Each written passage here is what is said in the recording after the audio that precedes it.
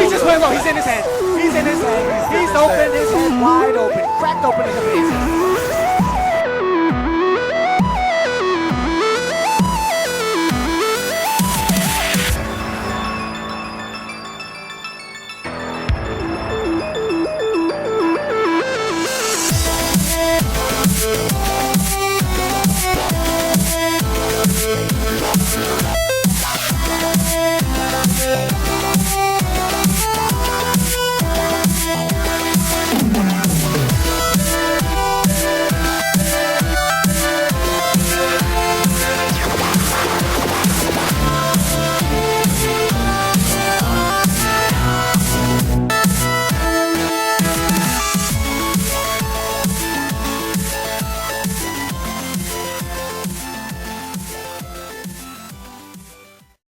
Hey, what's going on, guys? It's Mario Man Tales 100 back again with another episode of How's My Team. We've got a bit to talk about. Obviously, we've got the Titans, both the men's and women's teams going up against the New Zealand Warriors. We've got the Giants, obviously, in Adelaide to play Port Adelaide. We've got, obviously, the Wanderers still in pre-season, but they've got a big game to talk about. We've got some things to talk about, and obviously we've got Liverpool as well in their pre-season against Wrexham, and we might even talk about the game against Leeds United as well if we get time for that, and then obviously talk about the Cubs in their big series, obviously against St. Louis Cardinals, and obviously go into the series against the Yankees as well, before obviously heading into the Dodgers and that next week. So lots to talk about, lots of things have happened, even some news on the Liverpool women's team as well. So without further ado, let's get started with the episode, because it's gonna be a long one. Alright, now I know what you said, I know what you guys are saying with the Wanderers in particular.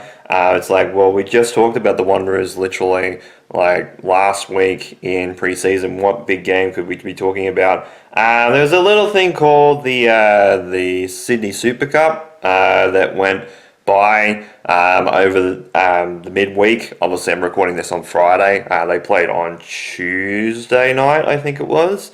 But first things first, we'll get to that in just a second. But with the Australia Cup, all the games are done for the round of 32. And the Wanderers have drawn Melbourne Victory in the round of 16. We don't know what date is set for that yet. We don't know what time that game is going to be and where it actually will be played right now. But we have drawn Melbourne Victory in the round of 16, and then if we do go through from that game in particular, on the bracket side of it, we play against either Apia Leichhardt or Sydney United, I believe, is on that side of the bracket. On that side, Sydney FC is also in there as well. MacArthur Bulls, I believe, is on this side of the bracket as well. There's quite a few teams, a few A-League teams. I think there's only one A-League team on the other side. I think that's Melbourne City, because there's been quite a few, obviously, that have been knocked out. Newcastle got knocked out. Adelaide United got knocked out last night. Mariners got knocked out by penalties, as did Perth Glory as well. So 4 big results there, but obviously the biggest one being Newcastle getting knocked out by Preston Lions. Obviously the champs can't defend their title because obviously they're not going to be in that spot. But pretty crazy in terms of the Wanderers. There's a lot that went on, but ultimately Sydney Super Cup. Obviously this is a pre-season series type of thing. Obviously was during the off season for the Wanderers, and obviously is for the European sides that come over, which obviously was Tottenham Hotspur and Chelsea. They both come over. So in saying that, we'll obviously talk about Sydney FC first. They lost via penalties. It was 1-1 at full time. And I think they went immediately to penalties. They didn't actually play any extra time, which is weird. Obviously didn't watch the game because I was at work at the time. But they ended up losing 4-2 on penalties to Tottenham Sydney FC. So funny. But obviously we went up against Chelsea. and it was 6-4. We lost 6-4, but it was a very very entertaining game from what I heard. And in fact, the Wanderers actually were in front a couple of times during this game as well. They scored the first goal, and they ended up leading the game 4-3 as well. Obviously, after that, Xabi Alonso ended up putting on a lot of the starting side. So Cole Palmer obviously was one of them. He was in there, and there was quite a few other players in and around the mix. It's going to just play the highlights of the thing, not actually the article. But yeah, it was great to see from the Wanderers. They picked up a lot of tempo and scoring 4 goals against a decent side. Like, even if most of it was like academy side for most of the game in terms of Chelsea and trying to get minutes in those players. Obviously, if we do get into a situation where, obviously with Chelsea during the Premier League season, if they do get into a situation of obviously getting some injuries, some of those players from the academies and stuff like that will be playing for them. So it's not like a bad situation in general for the Wanderers, and it's not a bad situation for Chelsea either. But it's great. It's great. Like, ultimately, yes, it's a loss. But again, it's only our second game in preseason of like full balls to the wall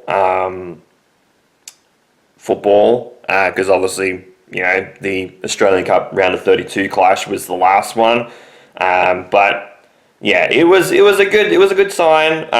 Ultimately from the Wanderers, and obviously from Chelsea as well. What can you say really about it? It's a situation where, you're going up against a world-class side, most likely going to get beaten.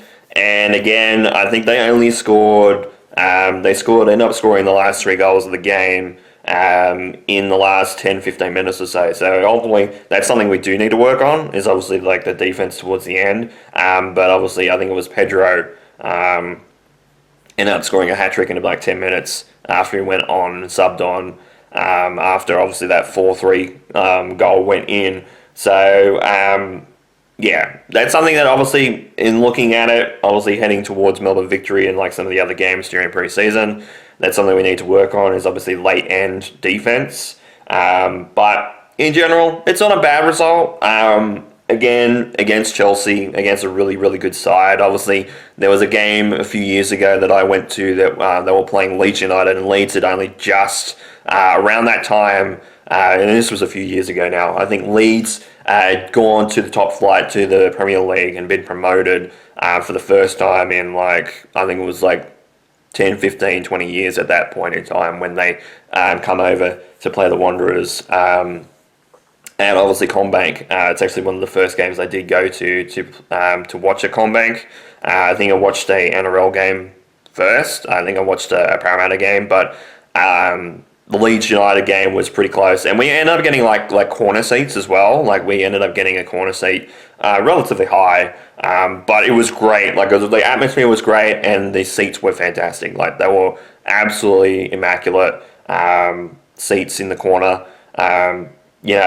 It is a situation where you think, like, it wasn't necessarily like nosebleed. It was probably about halfway down from the pitch to the top of the stadium's seating. But it was really, really good spot. You could see everything. You could see the whole crowd. You could see the whole field as well. Obviously behind one of the goals as well. So, of course, yes, you were getting a lot of momentum one way or the other during the halves and not really in the middle. But where we were seated, we could see everything. We were in a great spot, and it was very easy access to go to the bathroom and then, like, obviously the other amenities and stuff like that.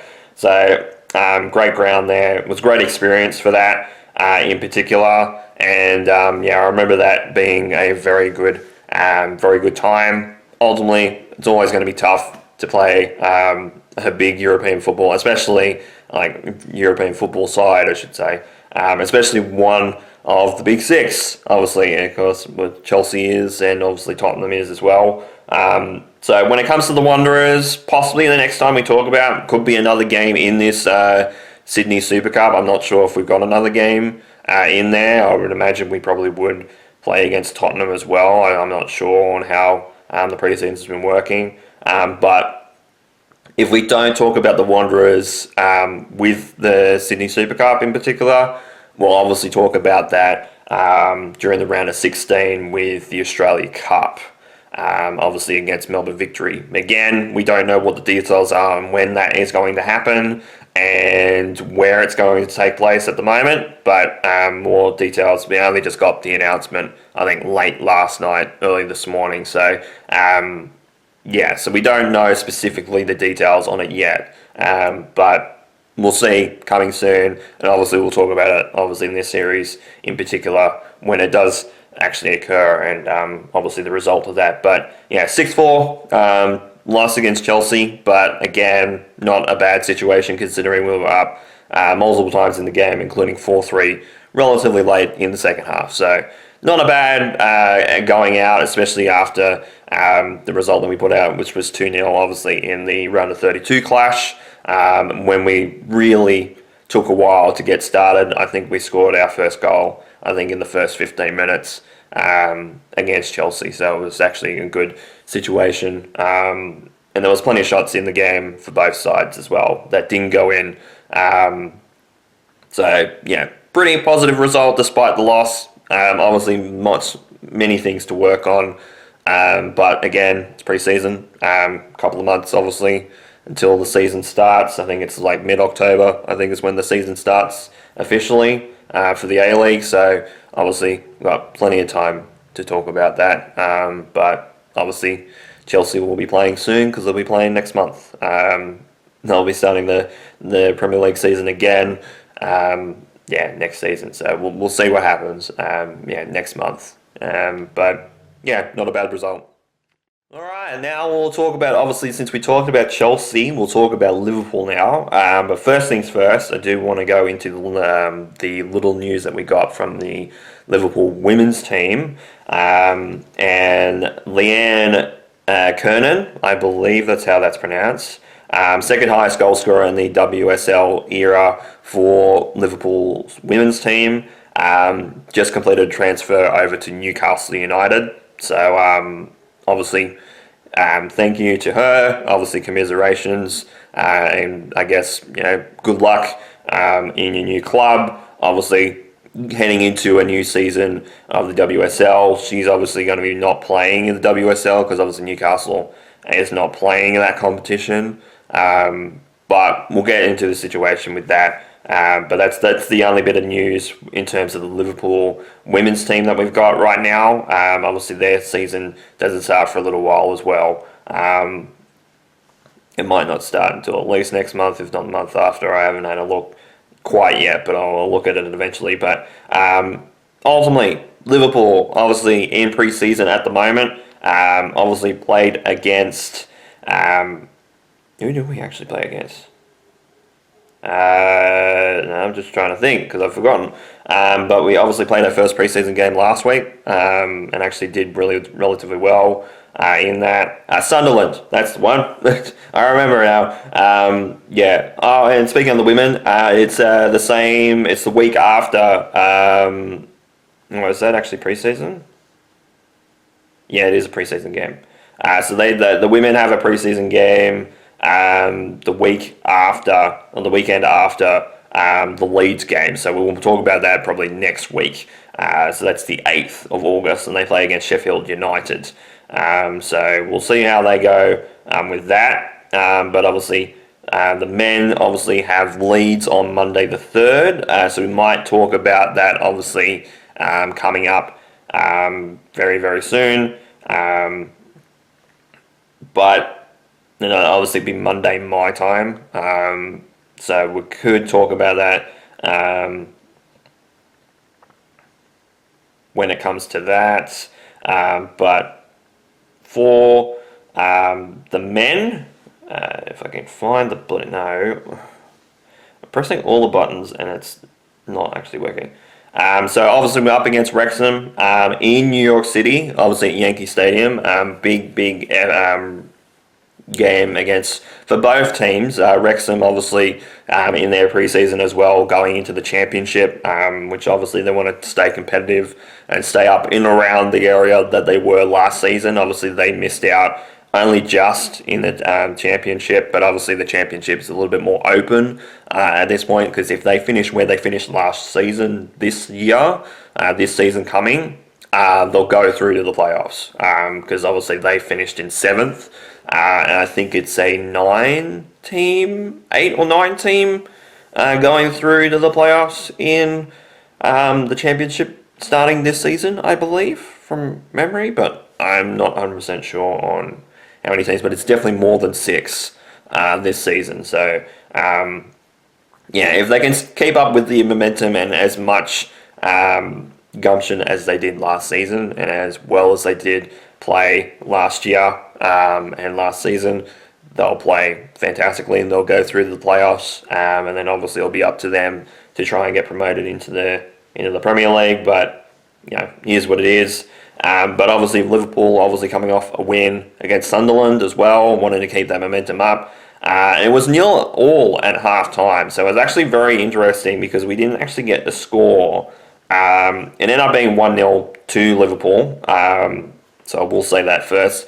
The goal wasn't scored until the 75th minute, so a lot of the game was in the balance for the majority of the game. In fact, the first half didn't really feature that much from both sides. Both sides had put some pressure on, but realistically, after the 45, there was a whole bunch of subs, as you can see, and I'll show you again, because this is what it was like in the first game against Sunderland as well. Obviously, after the 45, you can see that a lot of those up to there is switches and subs after half time, and then obviously from the 63rd minute, there was a whole bunch more until the goal. So, and then it ended up being Ria Nagoma, I believe that's how that's pronounced, scoring the 75th minute. It was off a deflection, and even in terms of subs, even the goalkeeper got subbed for Liverpool as well, so it was pretty funny. Me looking at that, I was like, what? Because I was looking at the stats, and obviously come up as like a story type of thing you could swipe through on the Liverpool app, and even like they had all the players had been subbed out, obviously had like a reverse symbol from like Unicards next to them, which obviously meant that they'd been subbed. And even the goalkeeper had one. I was like, what? And I had to look at the details on it to see what the hell was happening. I'm like, was there an injury? Was Allison going on? Or what was going on? But yeah, did end up scoring, come off deflection. It pretty much volleyed over the goalkeeper very, very high. And obviously he jumped and dived relatively quickly, obviously not thinking that there was going to be a deflection on. There was one, and obviously a roll went in towards the back post. So we ended up getting a goal out of it. But again, not much that could be done about that. It's unfortunate Wrexham, obviously they go down 1-0 in that fashion, but again, they still got to improve, as do Liverpool as well. So it's not that bad of a situation. I think that's something that they can work on, especially after that first half, holding obviously a team in the Premier League to no goals and putting a lot of pressure on for half of the second half as well. It's pretty well done from Wrexham, obviously a championship side.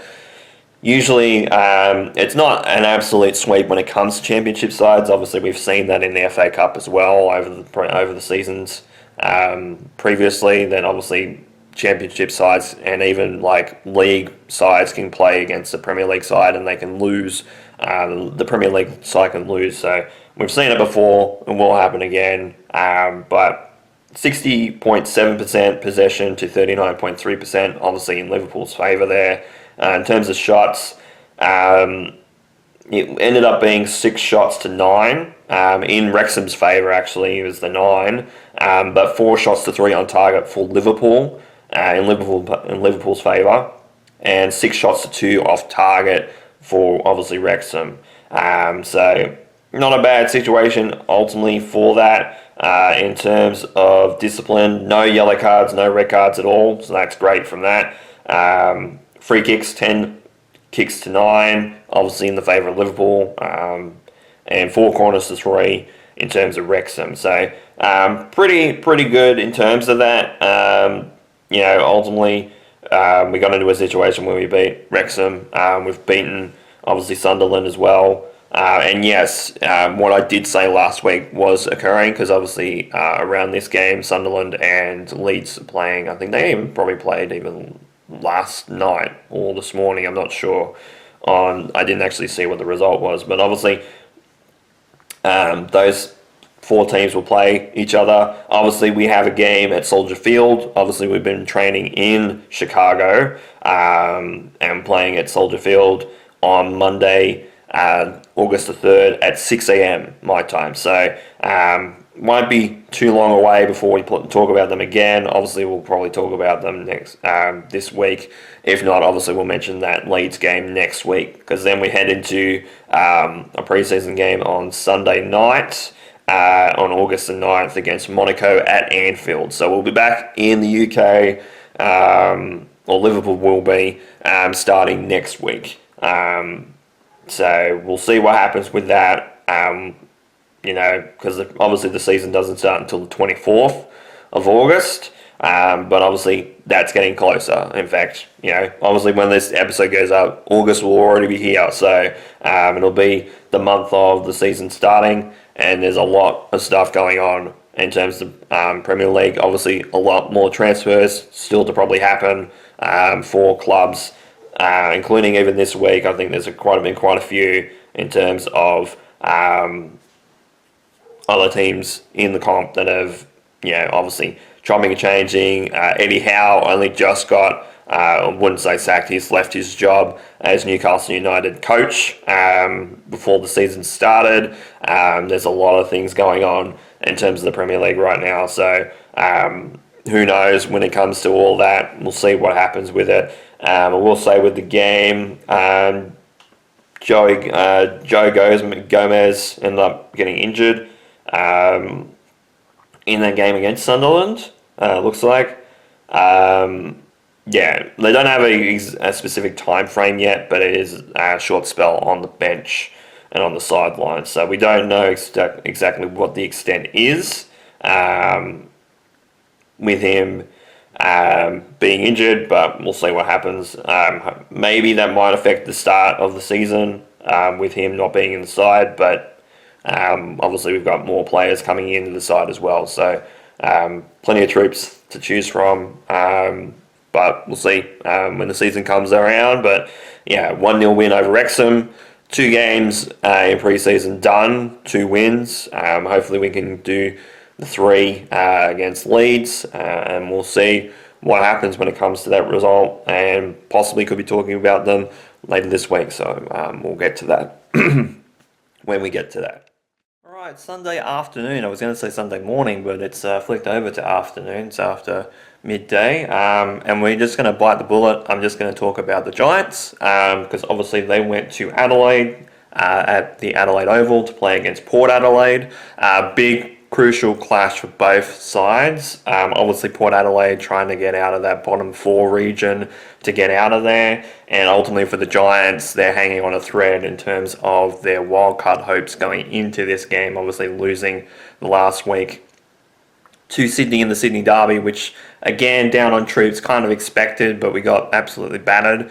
And then obviously the shock loss obviously to Essendon the week before under the leaded Marvel. But it ended up being a win for the Giants. Not a very convincing one. It was only 75-63, so it was only 12 points at the end of it all. But the real kicker in terms of the score was 10 goals 15 to 9 goals 9. So again, very inaccurate, and ultimately Port Adelaide didn't help themselves, and we'll get to that. I'll get to why in a moment.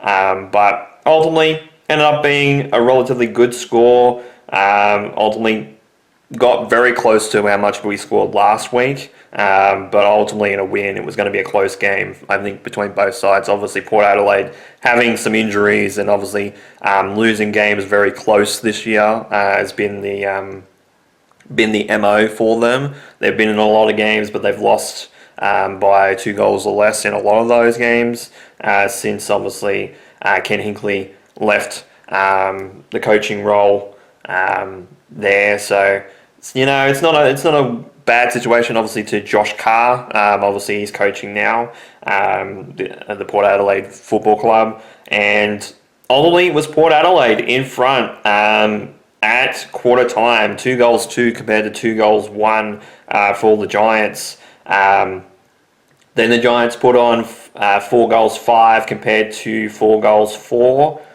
for Port Adelaide. 4-2 rather. To lead by 2 points at halftime. The Giants, a very slim margin at the half. They did get a couple of goals relatively late in that. They were up.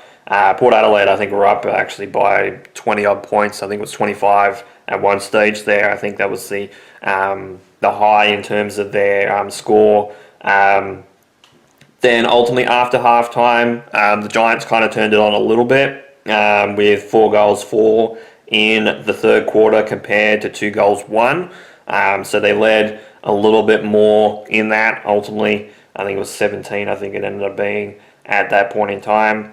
And then ultimately, Port Adelaide were very woeful in front of goal. They only got 1-4 in the last quarter compared to 5 behinds for the Giants. So the Giants didn't score a goal in the last quarter, which didn't help them in many regards. And some of them were set shots in terms of those misses, so that didn't help us in many regards. But ultimately, we'll say the last 4 scoring shots were all Port Adelaide, and they were all behinds. And some of them actually were really, really good set shots in front of goal that they should have scored, and would have made that margin a hell of a lot closer if they went through. But ultimately, for whatever reason, they just didn't go through. There was a few rush behinds as well, but ultimately, with that, the Giants got a win, very, very crucial win for them. In terms of stats, 73.5% disposal efficiency for the Giants compared to 67.3%.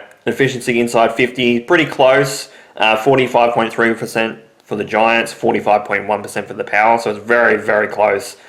23 free kicks to 15 in the favour of Port Adelaide. Obviously, Port Adelaide at home kind of makes a little bit of sense with that. Again, when it comes to the free kick count, it's usually against the Giants, not very often. Even at home, is the Giants getting quite a few turnovers, 70 to 67 in the favour of Port Adelaide. So not ideal in terms of that. Contested marks, 12 to 6 in the favour of the Giants. 72 tackles to 68 in the favour of the Giants as well. So they're pretty good in terms of that, but it was pretty even from both sides, and it looked like it was going to be that type of game anyway, going into it. In terms of goals, in terms for the Giants, Stephen Coniglio once again filling that role that Toby Green's out, and filling it in relatively well. 3 goals, 1, so pretty accurate in front of goal. Jake Stringer, 3 goals, 3, so it was actually pretty accurate in first. And actually, he got one of the first goals for the Giants of the game, and got the ball rolling for himself in that. So ultimately scored 2 really, really good goals. Obviously, the first one was off a snap as well, going for his usual snap round the corner. So he got that through relatively with ease. So that was great. Ryan Angwin with 1. Kicked one from decent range from around 45-50, got it through. Cullen Brown, 1 goal, 1. Aaron Cadman, 1 goal, 2. Lockie Whitfield from the pocket actually ended up getting a goal himself. First time in a while that he's gotten a goal. It's not very often he does move up to the front and get goals out of that. But it was a pretty well-struck ball, and it got it through the big sticks, so that definitely helped us in the long run. With that, in terms of other scorers, Kieran Briggs got it behind. I think it's Joshua Delana, I believe. I might be wrong in terms of his first name, but he got it behind as well. Max Grueski got 1 behind, and Riley Hamilton also got it behind as well as Harvey Thomas. And I think Harvey Thomas got 1 relatively late in the fourth quarter from memory. But ultimately, good job from the Giants. Needed to get a win to break the momentum of the losing streak, first off, but two, especially away from home. It was very crucial to get this game and obviously keep our wildcard hopes alive. Big game coming up on Sunday this week coming. So this time around this time next week, because I'm recording this around 12:30 at 1:10 p.m. On Sunday, is the Expansion Cup, the second leg of the Expansion Cup. Giants obviously against the Suns, Gold Coast Suns. In around about the same ladder positions. Obviously, the Giants still in 12th position at this point in time. Obviously, the weekend's not finished yet, but a few results did not go our way this weekend, or at least one did, one didn't really. You could probably say that both actually kind of went our way, I guess, in some form or fashion. And then obviously the Suns have still got to play today. I think they play against Melbourne up north, so we'll see what happens with that. But big game in Canberra. Last game at Canberra for the season for the Giants. Obviously going to get a big crowd there, as they usually do around that point in time. And ultimately with the ladder, and we'll go over it. In terms of the ladder, obviously we're still in 12th position, obviously on 36 points. St Kilda lost very, very close to the Swans. The Swans almost got beaten. They ended up winning by, I think it was 14 points at the end of it. So in terms of finals, the top four has been confirmed. So Fremantle obviously won and got through and obviously was confirmed first a couple of weeks back. Sydney Swans and Hawthorn was last week. And despite the Brisbane losing last night, they ended up confirmed as finals prospects as well. Ultimately, I guess that if St Kilda ended up winning yesterday, they were still in the hunt, with obviously almost missing.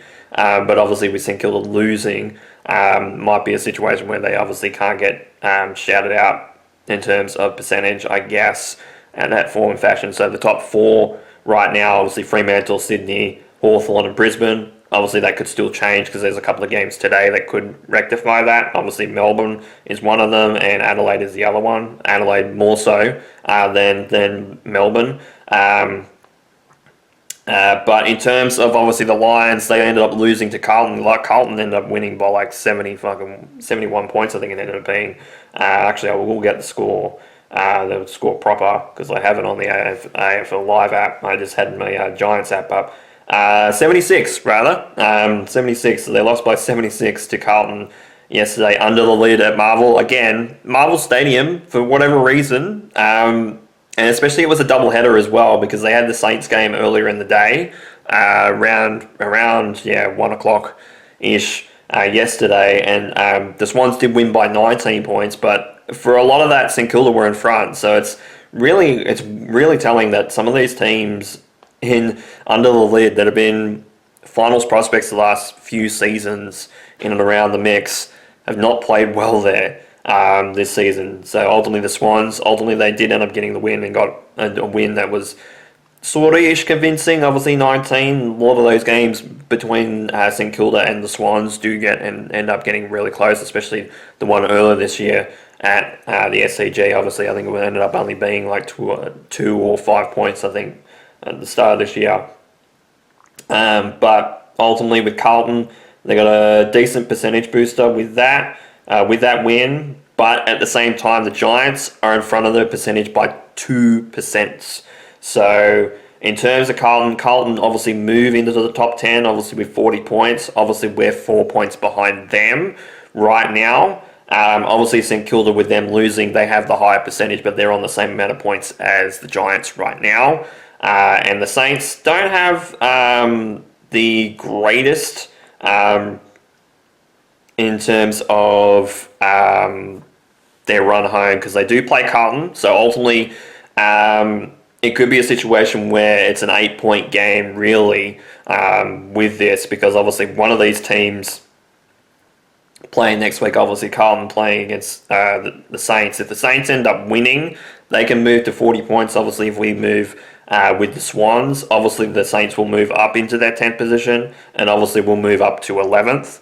at that point in time if obviously other results do go our way. Obviously, if Carlton do lose and the Saints do move in, ultimately, if we get a decent percentage boost, obviously will help us obviously jump the Blues, but at the same time, the Saints, in terms of their last 3 games, if memory serves, 2 of them are against teams in the top 6 from memory. They got Carlton, they got Richmond, and then they got the Gold Coast Suns. So St Kilda have got a good run home. If they do lose to Carlton, it makes it a little bit nervous because obviously they do have the Suns and they do have Richmond, and obviously, Richmond obviously at the bottom of the table right at this point in time. They do play today. They play against West Coast, so they could possibly move off the bottom. It's not going to be the easiest game, obviously, for St Kilda, especially if they have players out. And obviously the Gold Coast Suns could be just playing for pride at Marvel Stadium as well. So ultimately it is a situation where Dimmer does not like playing under the lid at Marvel. But again, in saying that, the Gold Coast will have nothing to lose at that point. Carlton are in a bit of a pickle in terms of their draw, because if they do end up winning against the Saints, they will obviously move to 44 points, still stay in 10th position. But could drop out because they got the Western Bulldogs the week after, and they do have Fremantle in the last round at Marvel Stadium. So they actually do have all 3 games at Marvel Stadium, 2 of them being away games technically, obviously, even though it's in Melbourne. Obviously the game against the Saints obviously is away, and Western Bulldogs is also away under the lid. But I think, considering the result last night, I think they're in a good state of mind with that. But obviously Fremantle under the lid as well. Fremantle obviously will rest some players probably at that point in time, because obviously I think it says that they got the minor premiership this year. But I thought obviously if they do win next week, that they'll solidify it fully, because obviously, yes, the percentage is in obviously their favour compared to the Swans, but the Swans will be still 3 wins behind them, I think. So, yeah, still 3 games behind in terms of wins. Like, obviously, Sydney lost to Fremantle a couple of weeks ago, but in terms of the percentage, obviously, they could make up a decent amount of percentage with the last couple of games that Sydney have got. So, and then Sydney have got Port Adelaide next week, which is not the easiest game for them either. So, it is one of those things where Fremantle still could be really strong against Carlton. But ultimately, for the Giants, we just have to keep winning. It could get down to the last game against the Adelaide Crows, which, again, we kind of don't want it to go down to that. But again, losing to Essendon and then obviously losing the derby the way that we did definitely doesn't help with that, because ultimately we'd be relatively in that top 10, actually would be in the top 10 right now without that loss to Essendon. We'd be in 10th position, obviously on percentage alone, because obviously our percentage is better than Carlton's. So again, we just got to keep winning games. We obviously got to win at home in the Expansion Cup, get the Expansion Cup back in our grasp, obviously against the Gold Coast, and then obviously playing at home against the West Coast Eagles, which is confirmed that it is a Sunday game in 2 weeks' time. So will be one that I'm looking forward to going to. It's at 1:40 in the afternoon, and it will be a double header. At this point in time, obviously the girls, the AFL women's team, will be playing after the men's game is done. So ultimately, I think the tickets will actually be a double header tickets, because obviously they'll have both obviously the Giants men's team obviously playing first, and then the women's team playing after, and they both play the Eagles as well in the obviously the first round of the AFLW, and then obviously one of the last rounds of the regular AFL season. So we'll see what happens with that. Ultimately, it's going to get really, really close. It's going to get down to probably round 24 for that spot at the bottom of the 10, because at this point in time, the team that's in 9th position is Collingwood right now. Ultimately, at this point, they're 10 points in front of both the Giants and St Kilda. So the Giants and St Kilda would have to win 3 more games than Collingwood, which meant that Collingwood would have to lose all 3 of their games that they got left, and lose by a decent chunk, especially if anybody is going to jump in. Obviously, Carlton could jump as well, but in saying that, it is one of those things where many things are going to be under pressure in terms of Collingwood. We'll see what happens with that, but it could be a possibility that even though Carlton might win next week against St Kilda, they could still be forced out of the 10 if Collingwood just keeps losing at this point in time. Collingwood next week also have the West Coast Eagles, which again, I think that's in the West, that's at Optus Stadium, and 2, the last time they played them obviously was in Scott Pendlebury's milestone game, obviously most capped player in general. That's in terms of the games record played at the AFL level. Obviously, it was only 10 points in that game the first time. Ultimately, Collingwood would want to be warmed up, obviously considering that they lost the other night as well. They lost on Thursday night in terms of this round because they lost to the Cats by 25 points, so it didn't end up really working in their favour as well. But they could trundle down to finals because, again, Collingwood are not in a great state. And I think they play a lot of the teams in the bottom, to be fair. They play West Coast, they play Hawthorn, and then they play Brisbane, all at the MCG with the Hawthorn game and also the Brisbane game. So for them, it's not an easy run either. Obviously, West Coast, they'll almost look over them, but at the same time don't want to do that because, again, Giants did that, they lost, and Collingwood almost did in the first game and they almost lost. So yeah, good result from the Giants, obviously putting pressure on the Saints and the Carlton Blues to perform, and then obviously moving into next week in Canberra against Gold Coast, before obviously heading home at NG for the last home game of the season for the Giants to play against West Coast before going to the Adelaide Oval to play against the Adelaide Crows in the last round, where possibly the wild card spot could be down to the last round in the last couple of games, which is going to be crazy. And in fact, that game in particular for the Giants is on Saturday.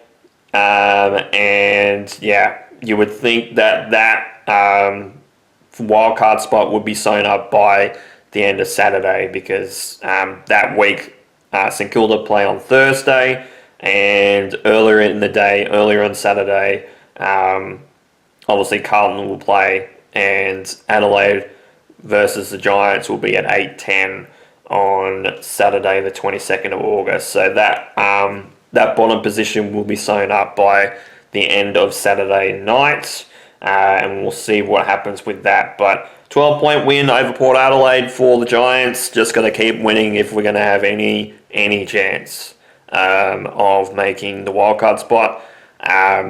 We have got so many injuries, but we're just hanging on by the thread. And any slip-ups now, it's game over, basically. It'd be season over for the Giants, and they've got to lick their wounds at that point in time. But they just got to keep winning first. It's got to start with Gold Coast in Canberra. And speaking of the Gold Coast, we'll talk about the Titans. The Titans men's team, or ultimately the women's team, will play later today. They'll play in a couple of hours. I think actually they start in like an hour or so. But obviously the Titans at home against the New Zealand Warriors wasn't a great look. 42-6 after so much good effort in the last couple of weeks, and including the last month and a half. For this team, they get absolutely battered by 36 against the Warriors. But again, in saying that, the Warriors kind of do deserve the win because they've been under pressure a little bit. They obviously lost their second position to the Roosters.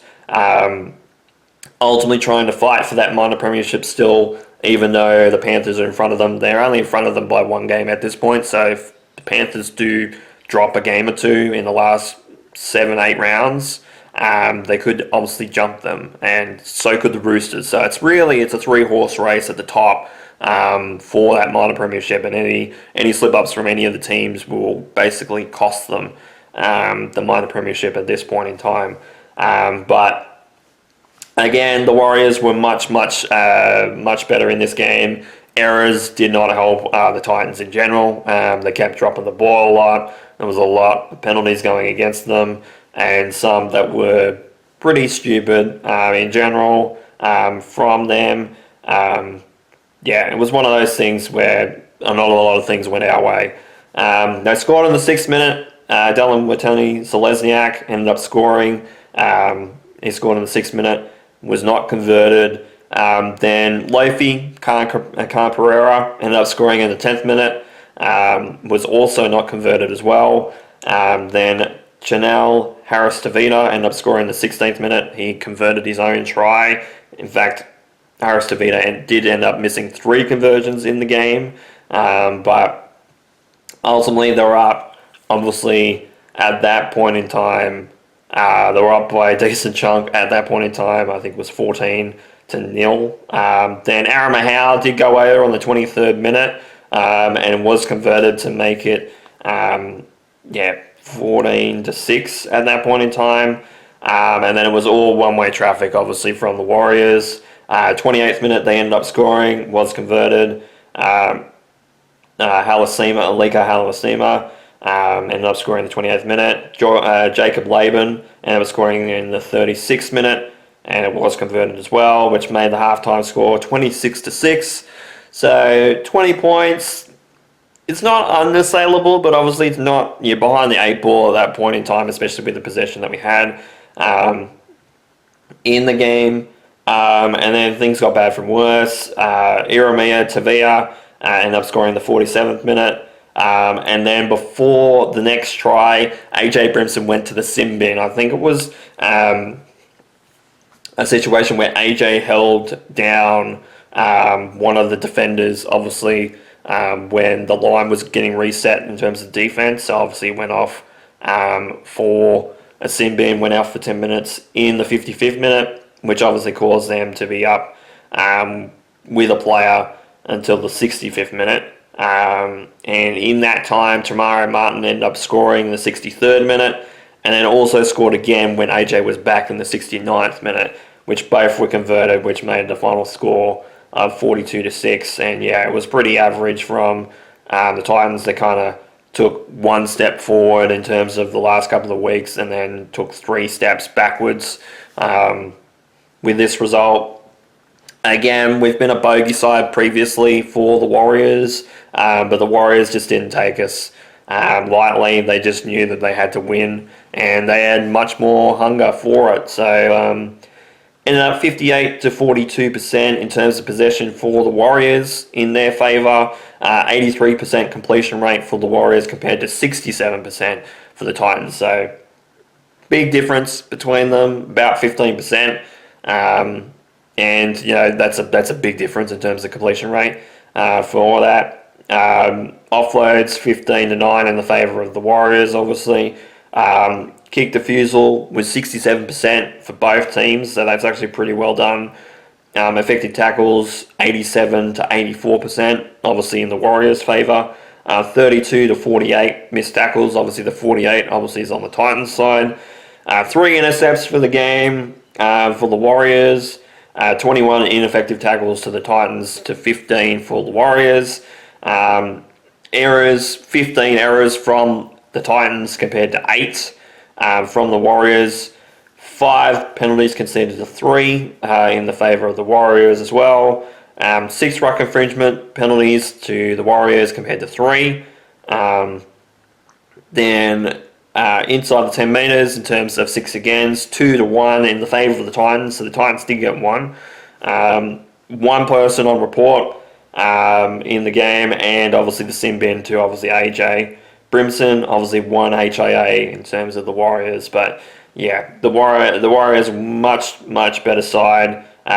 With that, obviously still stay in 3rd position with the extra loss, but stay in 3rd position, stay pretty close. It's obviously 2 wins behind Penrith and behind 1 behind the Sydney Roosters at this point in time, and they have a huge clash. The Warriors, they actually play the Panthers, so that actually the Panthers, the Warriors could actually help the Roosters and obviously themselves by winning against the Panthers next week. With obviously the Sydney Roosters going up against the Bulldogs, could obviously go on equal points, the Sydney Roosters, if they do get up against the Bulldogs and Penrith lose. And the Warriors will be 2 points behind them, obviously, on 34 in terms of the table. At the moment, the Gold Coast Titans still sitting in 13th position, obviously with 18 points. Brisbane did lose again last night as well to the Knights, so obviously their for and against is much worse. For and against down to 122 again, so in triple digits again.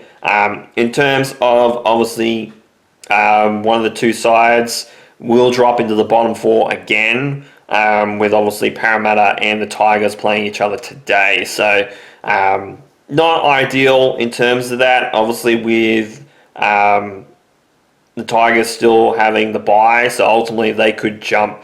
They could jump twice. They could even jump Melbourne. Obviously, Melbourne lost as well, so their season's pretty much done, pretty much toast. They can't make finals. They had to win, I think, all the games that they had left.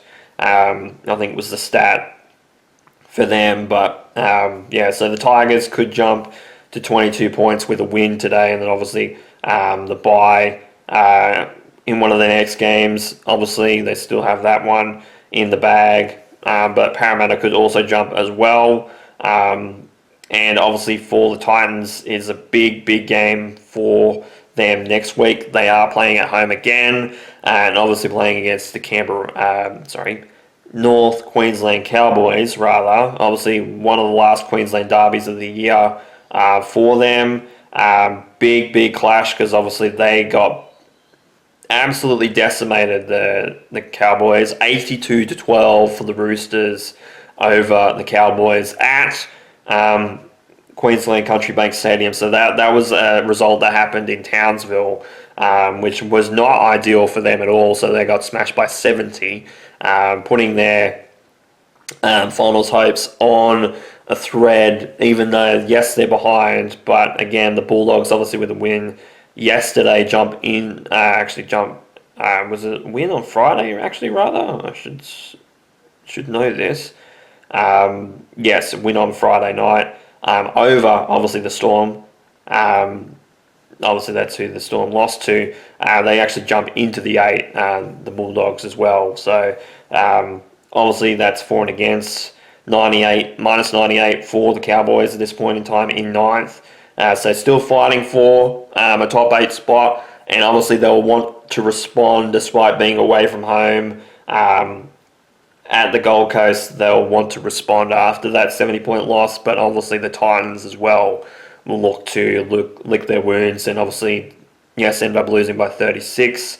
Not as bad, but again, was not an ideal situation at all for the Titans. And looking to improve their defense. But actually both sides pretty much will be working on their defense to play on Thursday night. So it's going to be a very interesting game to see what happens with the result with that. Because again, it's going to be one of those games that's going to hang in the balance for quite some time, and hopefully they do get up. But again, who knows at this point in time? Because the Titans have been up and down and all over the place all season long, and realistically they do kind of need a win again to get out of that bottom 4 spot again. But yeah, it's going to be tough, especially considering who... in fact, actually, they won't get out of the bottom 4 because the Tigers do have the bye next week, so they'll jump. And unless, obviously, Parramatta do end up winning. But... yeah, it's one of those things where there's a lot of pressure on a lot of the sides, and obviously for both the Cowboys and the Titans, there's a lot under pressure this game coming up. Obviously, Canberra looking to respond after a 70-point thumping, and obviously a 36-point demolishing from the Wars for the Titans. So, yeah, not ideal at all for them, but hopefully they can get up. Obviously, the girls do play later today, so we'll see I'll talk about them tomorrow. We'll see how they go with that, and then obviously record the segment for the Titans women's team. But yeah, 42-6, the Warriors over the Titans men's team. Yeah. And I will say, I just realised something. I am wearing the wrong shirt. I was so excited to record and so busy with other stuff, and I'm like, I need to record this. And I didn't change into my Liverpool jersey. So a little bit of a continuity error in terms of the video. That's pretty funny. I didn't actually realise that until after I started, ended recording there. I was like, wait a minute, I'm actually not wearing my jersey. Oops. But yeah, obviously the jersey will be back tomorrow. Because obviously we're going to talk about the Cubs against the Yankees, and obviously talk about the Titans women's team against the Warriors as well, in terms of recording. But that's pretty funny. I guess you can kind of say this segment's kind of like an outtake, but in saying that, yeah, I'm wearing the wrong shirt. Oops. Alright, Monday morning, very early Monday morning. This is before 8 o'clock in the morning, so it is decently early. But obviously going to talk about the Titans women's team, obviously up against the Warriors. It was technically a doubleheader without actually being a doubleheader for the Titans. Obviously, the men playing yesterday, Saturday rather, and obviously the Titans women's team playing yesterday. Even though we played the same opponents. And it ended up with a win. 4 wins in a row for the women, 18 points to 16. Though, obviously, the big talking point from this game was the fact that Titans were up 18-0 and very late into the game, in the last 15-20 minutes. The Warriors got on a run, just run out of time as well. But I was very nervous for the last 5-10 minutes of this game, and rightfully so. It was a situation that there was a no try even in the about midway through the 48th minute, so right through in the second half. But yeah, very much under pressure. But this team did show up with defence in really good patches, really chased down some breakaways as well, which is something that they really have improved on over the off season as well. But let's get on with the game. So Ivana Molesio, I think that's how that's pronounced. I'm pretty sure is how that's pronounced. She scored in the 3rd minute, was converted by Lauren Brown. Then Ivania Osako ended up scoring in the 16th minute. That was also converted as well. And that made it 12-0 at half time. Very much game still in the balance at that point in time, though a lot of the ball was with the Titans, especially in the first half. Then India Bostock ended up scoring a try in the 44th minute. Pretty great try. There was a couple of breaks that ultimately did happen in the game. Obviously, she had one of them. Phoenix had a couple as well. Phoenix Rain Hippai, rather. She had a couple in the game and didn't get any points from them, including one that she got crashed over the sideline for. And Jamie Chapman got a couple of breaks as well. Got one into a hurdle, which went into a 360, and ended up the ball having a loose carry and just dropping the ball. Unfortunate, but again, put pressure on the Warriors to perform. Obviously, the conversion didn't go through for the Bostock try, so it made it 18 points to 16 with a penalty goal in the 37th minute, relative to right in front. I think it was a holding down in the tackle, or hair pull or something like that. I can't remember what exactly was the call for that, but it obviously gave us 2 points for that, a little bit before the Bostock try. Then the run of tries started in the 53rd minute for the Warriors with Mele Hufanga. Again, having a person built like a front rower that's decently fast in the centres, crashing over with speed, probably 15 metres out. It is a situation where they're just going to run through the line if they get a break, and she went over the line. And then Ivania Laititi. I'm not sure. That's Lauititi. I think it's Lauititi. Something like that. Anyway, she scored in the 60th minute. Both of those tries were converted to make it 18 points to 12. Made it very nervous. And then they scored again of Stacey Wagga, which again was a really good kick to the sideline. Thought that it was possibly going dead, but the winger, obviously, Stacey, ends up coming in, doing a catch. I don't know what the fullback was doing. I'm guessing she was thinking that it was going to go over the sideline. Didn't even make a play at it. Winger obviously did, scored the try just before, obviously, the dead ball line and the sideline. Ended up making it 18 points to 16. Kick was missed, though it was on the sideline, to be fair. The conversions, it was always going to be a tough kick. And then during the broadcast, they had an issue with the clock, but on field, and I'm assuming on the radio as well. I'm sure that some people would have been listening to the game on the radio. The clock was fine. Warriors ran out of time. I think there was a situation where the disallowed try in like the 48th minute, I think, was possibly an obstruction or like a knock on, I think. Or she stepped out. No, sorry, she stepped out. Her leg went out on the sideline on this side. So, yeah, Titans very much under pressure. Warriors, obviously, good outfit this year. And this game was always probably going to be in the balance. And thankfully for the Titans, they did get the win over the Warriors. Very, very close game for both sides. Really well done from the Titans women's team there. And that, again, keeps them in third position right now. Brisbane, obviously, on top with still undefeated, as well as the Sydney Roosters as well. Obviously, Gold Coast in third position with 8 points.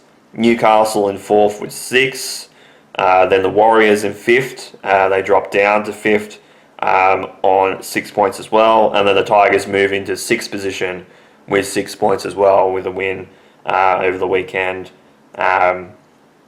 Canberra dropped to 7th with 4 points, as well as the Bulldogs also on 4 points. Again, the Bulldogs went up against Brisbane, so it was always going to be a tough outing. Cronulla in 9th. St George and Illawarra obviously going up against the Roosters, dropped to 10th position. North Queensland move off the bottom. They did get a win. They move into 11th position. Got a very, very close win in that regard. Very late in their game as well. And then on the bottom with no points still is Parramatta. But again, their for and against is not the worst, but it's still pretty bad. Obviously, minus 86. Obviously, in the women's game, a lot of their first halves kind of let them down so far. So they've done pretty well. But ultimately, coming up for the women next week is the Sharks. Going to be very interesting. Obviously, in Cronulla, in the Cronulla-Sutherland area. For them on Saturday afternoon. Going to be a very big game for both clubs. Obviously, the Sharks trying to get another win on the board. And for us, obviously, trying to keep in that top 4 and trying to put pressure, obviously, on the Broncos and the Roosters up the top. So, yeah, it's not going to look good for both teams. Obviously, the Broncos up against the Raiders. That's going to be a decent game. Hopefully the Raiders can put pressure on the Broncos because they just keep scoring from so many of the representative players, because, of course, most of their side is representative players. Despite losing Malio-Fungo and a few other players, they still have so many goddamn players that have played at an Origin or country level, and it's annoying. And then the Roosters have got the Eels, so the Roosters have got pretty easy game, you would think, at 6:15 on the Sunday. But yeah, big game for the Titans against the Sharks. to keep in that possession of top 4 spot. And then we play the Dragons at home after that. Then it's the Broncos on the 23rd of August in the morning. So that's going to be really, really good. And, Roosters and Warriors after that too in Sydney on that same day. So that's going to be an interesting couple of games there, you would think. And then the Roosters actually played the Broncos the previous week on the 15th when we play the Dragons. They play late at 5:15 that week. So that is going to be a very, very... one of those teams is going to go down, obviously. It'll be interesting to see which team will drop. But again, it's one of those things. But 18 points to 16 for the Titans women's team over the Warriors. Pretty gutsy performance, especially in defense, when a lot of momentum, especially in that second half, went to the Warriors and a lot of ball possession. It was one of those things where that game was in the balance, and I felt like it was going to be going into this week. It was always going to be a tough ask to see if they could back up their last couple of performances. But again, the Warriors are a decent side this year. In terms of the women's competition, I expect them, unless they just miss, will probably play finals as well. And hopefully, we get into a situation we can continue to keep on a roll, starting with the Sharks and then obviously moving into the Dragons before obviously playing against the Broncos. We'll see what happens, but 18 points to 16, Titans women's team over the Warriors women's team, and good result, 4 in a row for the Titans women's team, and a win for the Titans over the Wars when the men just completely shit the bed. Alright, and before we go into the miscellaneous stuff, we'll go with the last game that Liverpool played, obviously in the US leg of the pre-season, obviously up against Leeds United. Obviously, wins against Sunderland and wins against Wrexham, undefeated at that point in time. And obviously going into Leeds this morning, playing at Soldier Field in Chicago, where we've been training pretty much all season long, all pre-season long, for this trip. It didn't end up being a full clean sweep. We did lose 4-2 to Leeds United, though the bigger story of the lot is that we led 2-0 at half-time. In fact, Luke Chambers ended up scoring in the 7th minute, and Florian Wirtz scored his first goal of the season. Yes, technically pre-season, but again, of this campaign, in the 40th minute. So we ended up being up 2-0, and it was all downhill from there. Dominic Calvert-Lewin ended up scoring in the 71st minute. Then Sean Longstaff ended up scoring the equaliser at the 73rd minute. And sorry, I missed a goal. Sorry, that was the go-ahead goal rather. Brendan Aronson in the 60th minute scored the first goal for Leeds, with Dominic getting the equalising goal. And then he got a brace in the 85th minute. They ended up scoring 4 goals in the second half, and not a great situation for Liverpool. Again, it is pre-season, so it is not too much of a bad situation, but again, plenty to take out for Leeds. Ultimately, for them, I think that they've done relatively okay during this pre-season. I can't remember if they've won 2 games or not, obviously 2 or 3 games, but again, taking that to Liverpool and getting 4 goals in a pre-season game against, some of the players obviously in the squad are going to be in that main squad. Obviously Kirk Ayers is in there, Frimpong is going to be in there, Florian Wirtz is going to be in there, Dominic Szoboszlai will be in there, Graben Birch will be in there as well. Alexander Isaac was back this week with Chiesa, he's in there, Curtis Jones, Harvey Elliott, I should say. Lots of players in the side that come back. I think Allison also was back as well for this game, though wasn't picked, I believe, or at least he was going to be ready No, actually, no, he wasn't ready for this. But yeah, so 2-0, going down 4-2 at the end of it all. And saying that, the stats pretty even, 56.9% possession to Liverpool compared to 43.1%. In terms of shots, 7 shots on target for, obviously, for Leeds, 3 for Liverpool, 3 off target for Liverpool, and 6 off target for Leeds. So a lot more shots from Leeds United in this game. In terms of defence, free kicks about even, 11-9 in the favour of Leeds, 7 corners to 3 in the favour of Leeds as well. 2 offsides, obviously, for Liverpool, 11 fouls to 10, so pretty even in that as well. In terms of discipline, 2 yellow cards for Leeds United players, but apart from that, yeah. So not a bad situation again. 2 wins out of 3. Out of the 3 games, obviously heading home shortly for Liverpool, but obviously got to lick their wounds a little bit with that, because obviously Leeds getting up with the win. I think Alisson, is supposed to be back during the regular season. I think. In fact, actually, I'll read the article now. So Victor Munoz, he will obviously link up next week to train with the side. So ultimately, of course, obviously we're waiting for international clearance. He will be back. So McAllister will be back soon-ish. So Alisson will be their first day when they're back at training. Obviously, they're a little bit later than Cody Gakpo and obviously Virgil van Dijk.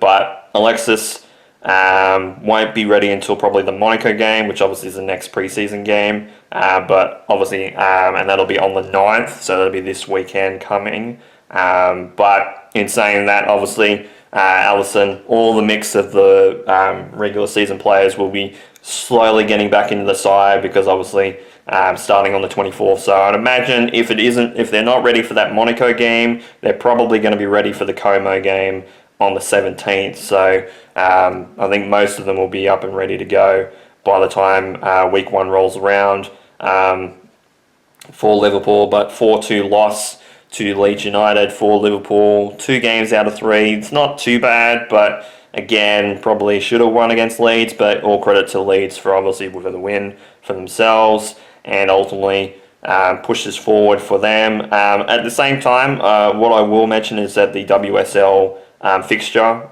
list has been revealed as well. So we start away at Charlton Athletic. So for those of you that don't know, obviously Charlton Athletic got moved up this season coming. Obviously got promoted. So we'll be playing on the 6th of September, kicking off at their home ground. 3 home matches will be hosted at Anfield, with obviously the Merseyside derby, the game against Arsenal, and Aston Villa. So there's the big ones there. So most of the other home games obviously will be at St Helens Park, which again, that's normal. But yeah, start with Charlton Athletic, and then our first home game is against Tottenham Hotspur on the 13th of September. So season starts on the 6th of September for the women. Then obviously, Charlton Athletic, then Tottenham, then Manchester City, then Everton. That's our first month before going into Manchester United away from home. Then Aston Villa and London City on October. So it's going to be interesting season to see where the women are going to end up. Hopefully they can stay up in the competition and do a little bit better this season than they did last season. Obviously not starting out fantastically, but again, finishing relatively well with a couple of good wins there in the mix. But again, lots to be desired, I guess, for this in particular. But it is what it is. But 4-2 loss for Liverpool against Leeds United. Excuse me, just choked then. In the last game of, the last leg of the US tour of preseason. Alright, start of the miscellaneous stuff, and obviously we'll talk about the series of the Cubs versus Cardinals. Big 4-game series for both teams, both franchises. Obviously the Cubs trying to catch up in the season series, and obviously St. Louis is obviously to catch up not only in the division, but obviously the wild card situation, and obviously trying to get the season series done and over with against the Cubs. And it ended up being 3-1 in terms of the Cubs winning in St. Louis over the Cardinals. And realistically, the Cubs could have even swept the Cardinals as well, which actually would have been a lot better. But we'll talk about that obviously when we get to that. Game 1, 7-3 win for the Cubs. Started off great. And in fact, actually did start off great. Alex Bregman scored a double, which scored Seiya Suzuki in for 1. Top of the second, Miguel Amaya ended up hitting a single, which scored Nico Horner, which made it 2-0.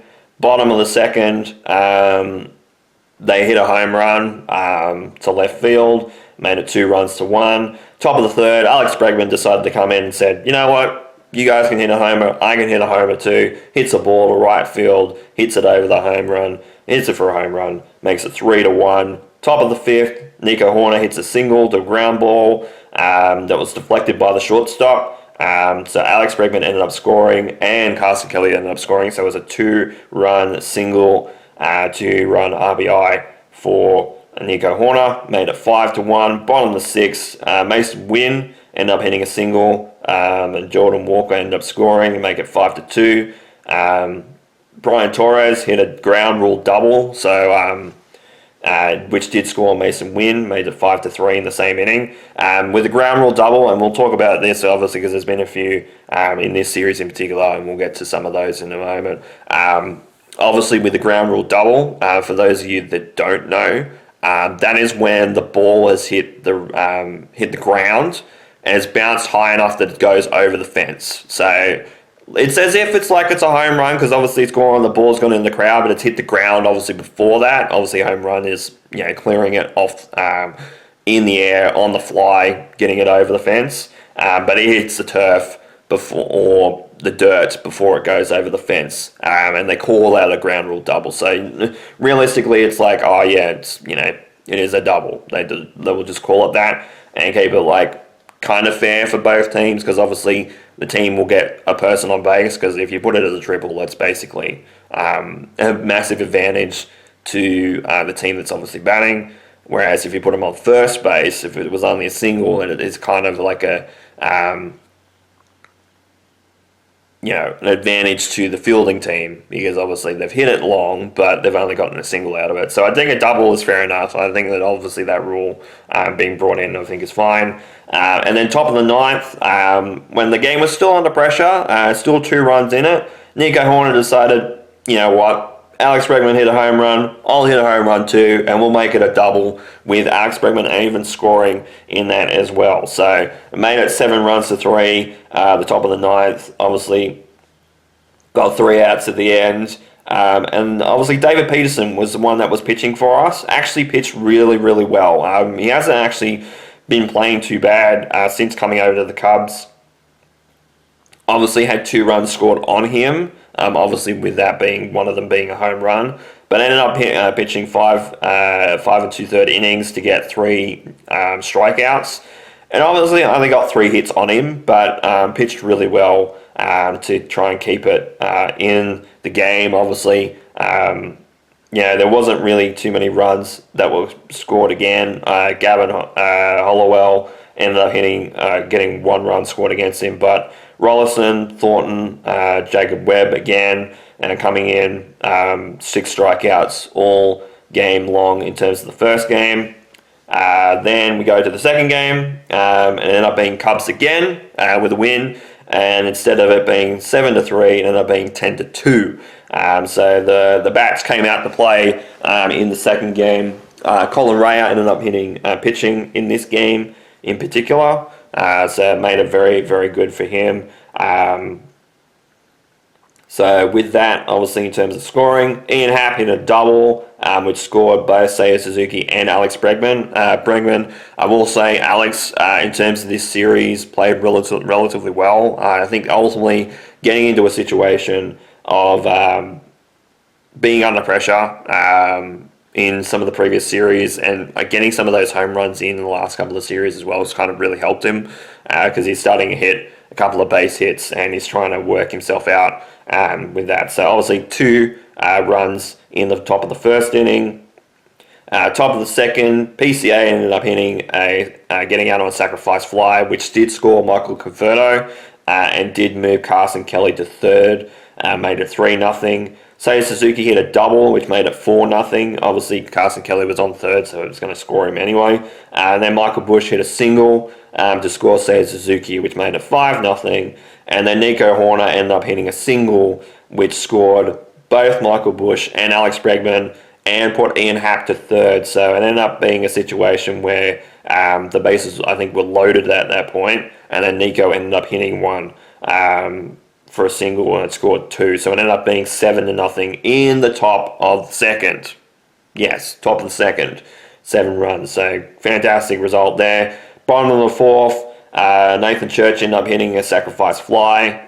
Burleson ended up scoring. Obviously second out for them, made it 7-1.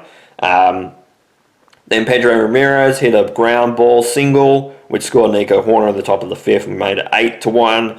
Top of the eighth, we dropped down to Seiya Suzuki hits a single, which scores Pedro Ramirez to make it 9-1. And then Carson Kelly hits a single on a ground ball, which scores Ian Happ. And Justin Dean moved to third. I think Justin Dean was put in as a pinch hitter, if not a pinch runner, at that point in time. So ultimately, he moved to third base, obviously 10-1 in the top of the ninth. And then bottom of the ninth, Mason Wynn hit a ground rule double again, which did score 1. So made it 10 runs to 2 in 9 innings.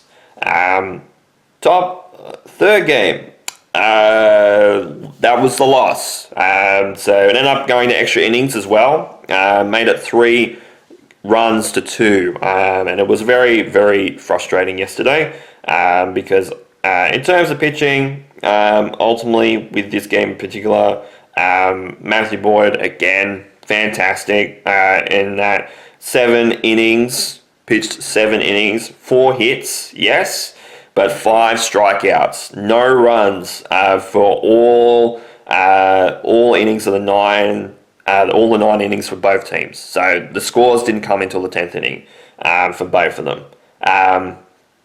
In terms of this game, top of the 10th, PCA, I think it was almost a situation of 2 outs at this point. PCA hits a home run, stays alive. No, it was only 1 out, sorry. Hits it on the second pitch, a little bit under the strike zone, and hits it for a home run, which scores Dansby Swanson. Of course, Dansby was the last batter out in the top of the top of the ninth, rather. So he ended up staying at second base, obviously, in terms of extra innings during the regular season. Usually we have someone on second base. Dansby ended up scoring, and obviously Pete ended up scoring as well, obviously with a home run. Absolutely smoked the ball, went into the bullpen area, so made it 2 runs to nothing. Then bottom of the 10th, this is where the wheels fell off. We ended up taking out Caleb Thielbar, who actually pitched relatively well. He only pitched 1 inning, but did get a couple of outs. In fact, actually, let me look at the box again. No, that is the Cardinals. So he ended up getting 2 strikeouts out of the 3 batters for the inning. So he actually had it was really tough for him. He was in a really tough spot, obviously, in the 9th inning, and actually played relatively well because obviously Jacob Webb had obviously played the previous inning, and he played relatively well. And Jacob's actually been playing relatively good. Then it ended up being a situation where they ended up getting a single in the first batter off Trent, which no outs, not great. Then it ended up hitting, I think we got a person that got hit by a pitch as well. Nathan Church, I think, got hit by a pitch.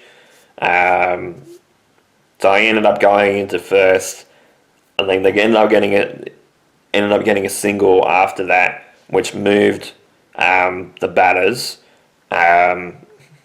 Or it could have been a single first, which moved the batter from second to third, moved the guy that batted from home base to first, then got a hit which loaded the bases up with no outs again. Then a ground force out single for Jordan Walker, which scored one, which scored Nathan Church in at home base, and then loaded up obviously the bases again. Obviously got the person out at third. So ultimately it wasn't a bad situation. And then obviously Herrera ended up coming in and hit a double, which obviously scored two, which ended up scoring walk-off. And so Trent Thornton really fell down. It was only one out. Obviously Jordan Walker was the out. Obviously was the guy that forced the out, rather. But ultimately, 4 batters, 3 runs. So it wasn't a great result for Trent Thornton, and realistically, the loss is on him. I know, obviously, the batters, we could say the offense didn't hit, because obviously we only got the 2 runs in the 10th inning. But in saying that, both pitching for both teams during this game in particular was fantastic. There wasn't too many hits. In fact, for the Cubs, there was only 3 hits in general for that. And again, as I said, 2 hits in terms of the Cubs. One, obviously, Nico and the PCA ended up hitting, obviously, in the 10th. So he ended up getting 1. And then Dansby Swanson, which I think got 1 earlier in the game, I think maybe possibly in the 8th inning or something like that. That got him on base, but that was about it. I think we got a few walks, but we didn't get much of that. Obviously, they hit 7 times and did end up getting 3 runs. So it was always going to be a close game when it got down to no runs in the top and bottom of the 9th and going to extra innings. It was always going to be a tough game. But obviously, when you go to that situation of pitching in that, you got to at least get the first batter out. If you can't get the first batter that's swinging out, you got to get the guy at second that is on the base already. You got to get him out in the first 2 batters. Because if you don't, obviously they're going to score 1 and that's it. They got the momentum to go and score again. If you get into a situation where you move the batter, from second to third, and get no outs at the person that's in first or at third, then you're basically screwed. Because you've got the tying run is on base already, and then obviously you got the winning run, obviously with the batter that's at home plate next up. So it's not a great situation there from Trent Thornton. Kind of dropped his game. It's probably one of the only games that he kind of has been pretty bad. Obviously, he's had moments in previous games in the last little while that have not been great, but this was really, really, really bad from him. And what I will say, obviously the game this morning, much better result. Obviously, you know that it is a win because obviously I did say it was 3 games out of 4 that we did win, and it was 4 runs to 2, and it did go to the 10th inning again. So it did go to extras again this morning, which is crazy. We'll say Adam Savali with the save, but we'll get to that in a moment. In terms of the player that was pitching for this game was Assad. Ended up getting 6 hits, yes, but got 6 strikeouts in the game. Obviously, 1 run was scored on him. And then Caleb did give up a run and a home run later in the game. Did get a strikeout in that inning as well, so it kind of evens out a little bit. But 9 strikeouts, obviously, in terms of 10 innings for the Cubs pitching for all the pitchers. So great from them, obviously getting all those batters out. But in terms of scoring, Brian Torres hit a single, which scored 1 at the bottom of the 2nd, top of the 4th. Ian Hatt flied out sharply to right fielder, which scored Alex Bregman. There was a throwing error from that right fielder, so it ended up scoring 1, tied it up at 1 at the top of the 4th. Top of the 7th, Michael Bush hit a single, which scored Dansby Swanson. and moved Seiya Suzuki to second, which made it 2-1 Cubs. And then JJ Weatheralt, once again, in another Cubs series, hits a home run over right field to make it 2-all. Top of the 10th inning, Alex Bregman come in, hit a double to right field, which scored Seiya Suzuki in. Obviously, Seiya was the last batter in the ninth, so obviously he moved from second to home base and put Alex Bregman on second base. And then Ian Happ ended up getting down to how many pitches? It was 2 pitches for him. Alex Bregman got to 6. And it was just a little bit in the strike zone for that running double, for that double hit. But Ian Happ ended up getting a double on a line drive to right field again, which scored Alex Bregman. And yeah, we just kept things alive. Ultimately, good pitching from Jacob Webb. Ultimately, he was in the ninth inning, pitched well in the ninth. And then obviously pitched a little bit in the 10th as well. And then Adam Cavalli ended up getting subbed in after the first out. And I think 1 hit off the last batsman, of the second batsman, obviously for the second out. I think he hit a foul ball, got subbed out for Cavalli, come in and got a strikeout. Actually got the out and then got the strikeout as well. So did really, really well. 3 games out of 4 in St. Louis. I think that ties us up. I think someone mentioned to me that it ties us up in terms of the season series with the Cardinals. Obviously, they swept us at home. Obviously, we won 3-1, and obviously we ended up winning. We had to have won 2-1 then in terms of the series. Obviously in St. Louis, but I'm pretty sure we didn't. I'm pretty sure they've won 6 and we've won. Unless they've won 5 and we've won 5, but yeah, I'm sure that's miscounted. But yeah, Alex Bregman hitting up a couple of ground rule doubles during some of the base hits during this series as well. There was another thing in terms of the news, in terms of the Cubs, that I did actually want to talk about as well. And I'll scroll down for that because it was a few days ago. But we end up having a difficult situation to DFA Jamison Talion. So he's got down for assignment. He is no longer with the team right now, so he's designated for assignment. So we end up selecting the contract for Andrew Wantz, who's actually has pitched for us at AAA Iowa to fill that roster spot. Obviously, he's in the bullpen and actually played relatively okay the other day. I think he pitched in the second game, I think, for the Cubs in this series against St. Louis.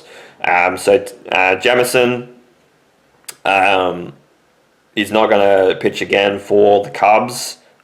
It is a situation where it's bad for him. Obviously, he's been with the club for quite some time. But again, the last 2 games has not been great. And again, he's given up too many home runs this year, this season in particular, when the Cubs really are in a situation where they could be running for playoffs, the postseason.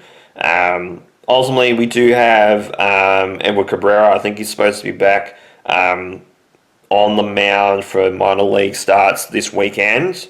And after that, I think he should be back relatively soon. I think that's what was mentioned for that in particular. And then Justin Steele, I think, was in the same boat, I think, that we're talking about. Obviously, Ben Brown is still a little ways out. But there's quite a few players to come back yet in terms of injuries. In fact, I think they actually do have it here. So Roberts is currently during rehab. Ethan Roberts, obviously, from that elbow forearm inflammation. Obviously, he's a bullpen pitcher. So he's right now in assignment for AAA Iowa. So he'll be back soon, most likely in August. Bobby Milner obviously had appendicitis. He started back at Triple A again on the 29th. So he's most likely going to need at least one more appearance at that level before joining the Cubs back, obviously in the bullpen. Justin Steele, ultimately still in and around. Obviously, we like touch and feel the mound sessions for him around the end of this weekend. So this weekend in particular, and then obviously moving on in the future. And then obviously Ben Brown's obviously rehabbing the complex in Arizona, but obviously, he's not quite there yet. Obviously, he's still only playing catch. He hasn't really pitched too much. In terms of Matt Shaw, he should be back soon as well. He should be back next month sometime, August. Obviously, recording this in July, but will be very, very soon. And Daniel Palencia, he should be back soon as well. But obviously, he needs to go to the minor league rehab first, but we don't know when that's going to be yet. Shelby Miller could be back in September. Again, in this article says that he's building up a throwing program and building up to throwing off the mound and facing hitters as well. But obviously that's still up to debate at the moment. And then Hunter Harvey could be back. Could be back in August, could be back in September, but we don't know at this point. Phil Matten, he could be back relatively soon. Don't know quite yet, but yeah, we just need him to obviously rest up. But his expected return is to be determined at the moment.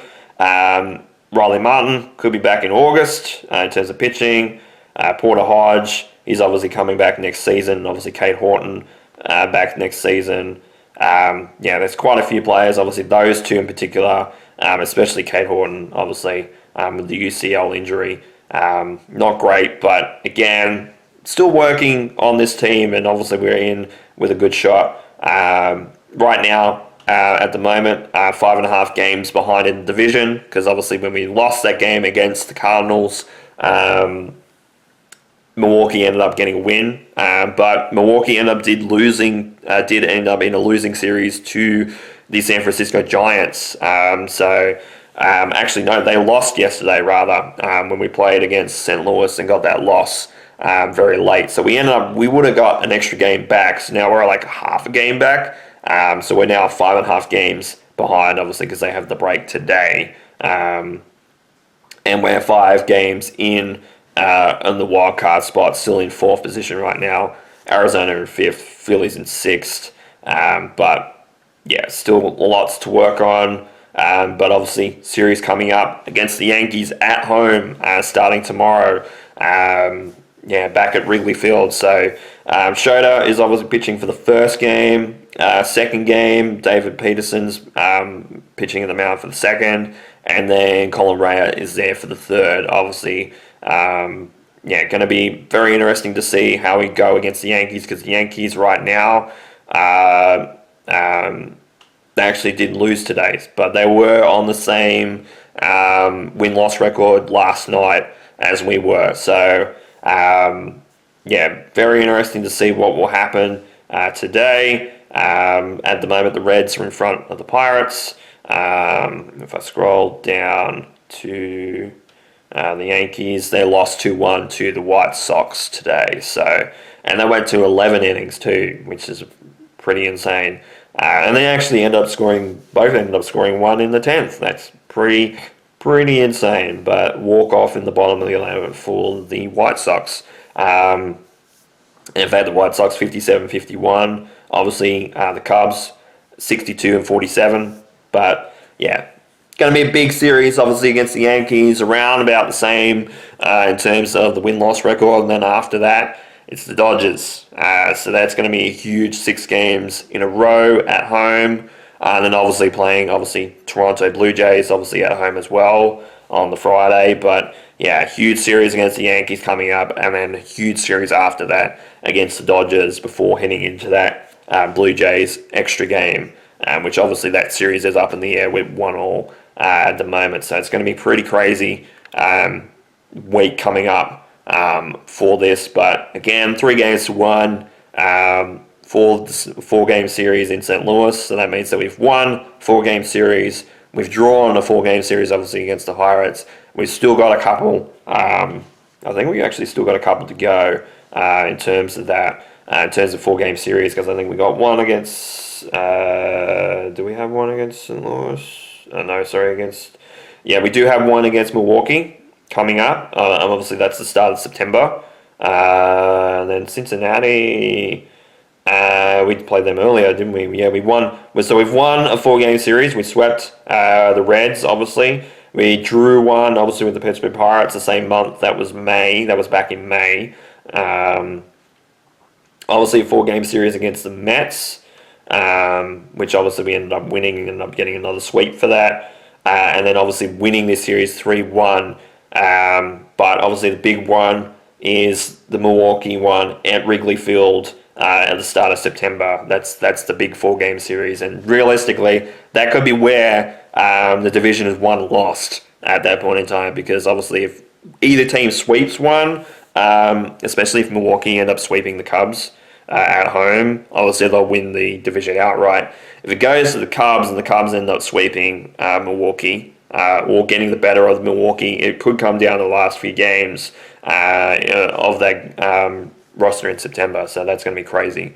But yeah, 3-1 over St. Louis. Talked about a lot, obviously, about the Cubs. Still got more to talk about them, obviously, very shortly against the Yankees. But yeah, it's going to be a crazy time. But yeah, we'll see what happens.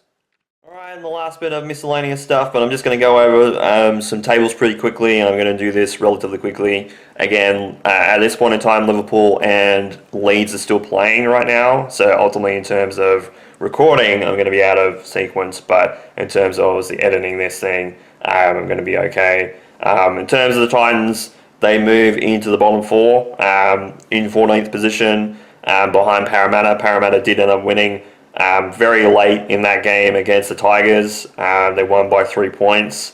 So at this point in time, Titans are sitting in 14th. They'll probably drop to 15th if they don't win against the Cowboys this week coming. But again, it's a team that got belted by 36 and another team getting belted by 70. So games in the balance still. Hopefully we can turn up against the Cowboys. Obviously Penrith on top with 36.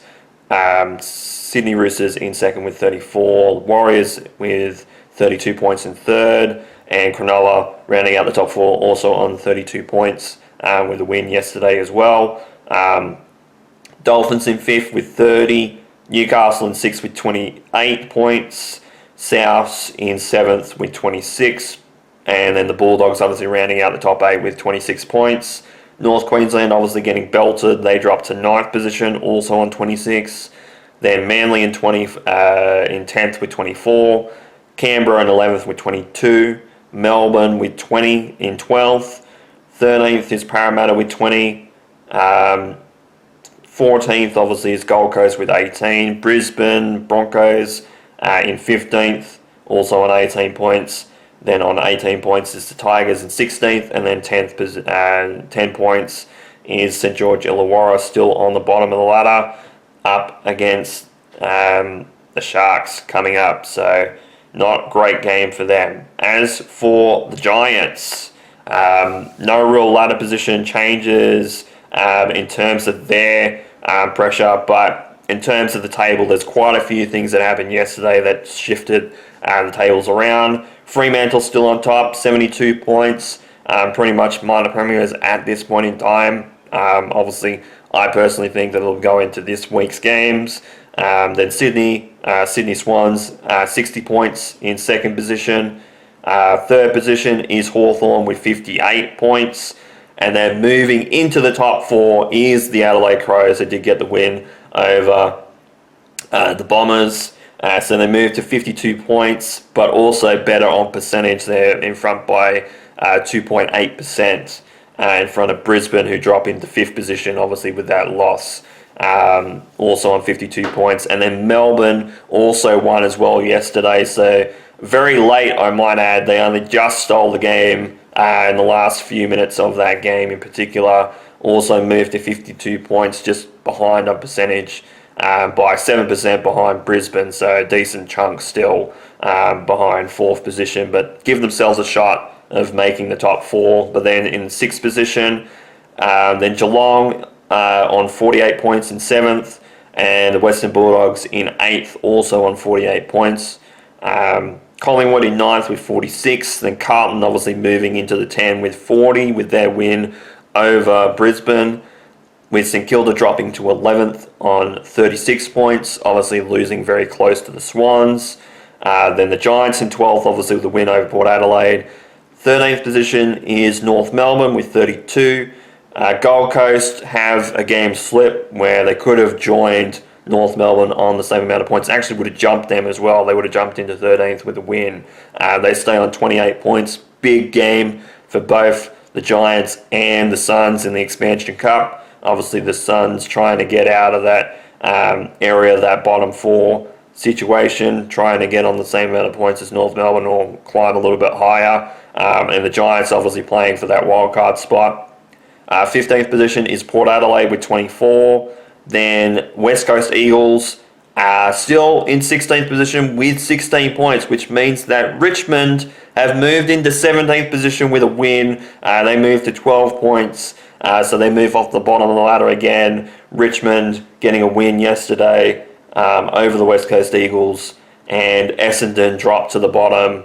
And between those two teams, it's 1.6% actually by both of those teams. Essendon still in front in terms of percentage, but obviously Richmond with the extra win under their belts. They won by 11 points, 84 to 73. Though in saying that, they were decently accurate. Obviously 24 scoring shots for Richmond, 12 goals, 12. But the big tail of the tape was 9 goals, 19 for the West Coast Eagles. So very inaccurate in front of goal. The West Coast. 9 points was the win for Melbourne, 114 to 105, and 145 points to 73 for the Crows at Marvel Stadium under the lid. 72-point win for them. So very much in the balance there. We've got a lot of things to talk about. Obviously, I'll get to the Cubs very, very shortly against the Yankees, because that's something that we do need to talk about.